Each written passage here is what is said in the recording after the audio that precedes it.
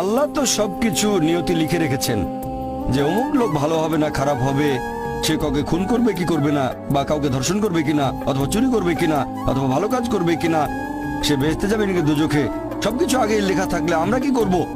এখানে কার দোষ? যদি কাউকে খুন করি, আল্লাহ আমার কদরে লিখেছেন, আমি খুন করবো আর করে ফেললাম, এই দোষটা কার? দোষ তো আল্লাহর। তাহলে আমাকে দোজখে পাঠানো হবে কেন? আর এটা খুবই লজিক্যাল প্রশ্ন।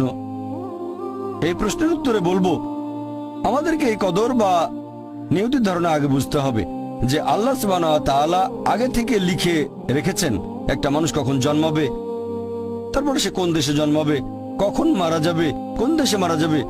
আল্লাহ পবিত্র কোরআনে বলেছেন সূরা ইসরা অধ্যায় 17 আয়াত নম্বর 14 যে যখন কোন শিশু জন্ম নেয় তার কর্মগুলো আমি তার গ্রীবালগ্ন করে দিই। একজন মানুষের ব্যাপারে আল্লাহ জানেন সে কি কি করবে, ভালো না খারাপ, সঠিক না বেঠিক, সে বেহেশতে যাবে নাকি দোজখে যাবে। যে ধরেন একটা ক্লাসে একজন টিচার